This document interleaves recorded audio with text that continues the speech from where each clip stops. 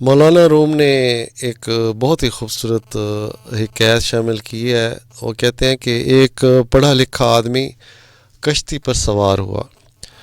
کشتی جب چلی تو ملاح سے وہ پڑھا لکھا آدمی پوچھنے لگا، میاں ملاح، کیا تم نے کچھ صرف اور نحو بھی پڑھی ہے، یعنی کہ وہ جو زبان کی گرامر وغیرہ؟ ملاح نے جواب دیا، نہیں جناب، میں نے پڑھا کچھ بھی نہیں، بس یہی ہنر سیکھا ہے کہ لوگوں کو ایک کنارے سے دوسرے کنارے تک کشتی کے ذریعے محفوظ طور پر پار لگا دیتا ہوں۔ تو ناوی نے کہا، وہ جو پڑھا لکھا شخص تھا، تم نے اپنی آدھی عمر برباد کر دی ہے۔ ملاح سن کر خاموش ہو گیا۔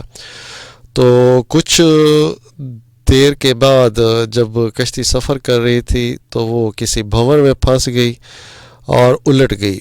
ملاح نے اس پڑھے لکھے شخص سے پوچھا، کیوں جناب، آپ نے کبھی تیرنے کا ہنر بھی سیکھا تھا؟ ناوی نے کہا، نہیں، پڑھنے سے فرصت ہی نہیں ملی۔ ملاح نے کہا، تو سن لیجئے جناب، میری تو آدھی عمر برباد ہوئی تھی، آپ کی ساری عمر برباد ہوگی۔ جی، یہاں وہ میسج مولانا روم یہ دینا چاہتے ہیں کہ پڑھنے کے ساتھ ساتھ کوئی ہنر بھی سیکھنا چاہیے۔ آج کل دشمن کے مقابلے کے لیے فنون حرب اور شہری دفاع کے قواعد بھی سیکھنے چاہیے۔ یہ نہیں کہ پڑھ لکھ کر صرف فیشن ہی اپنائے۔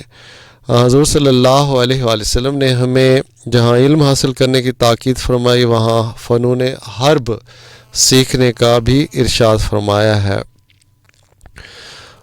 وہ اس ٹائم میں تلوار اور شمشیر زنی کا دور تھا۔ جیسے جیسے دور کے تقاضے ہوں، اس حوالے سے اس دنیا میں سروائیول اور بقا کے لیے ہمیں ان سکلز کا پتہ ہونا بھی ضروری ہے۔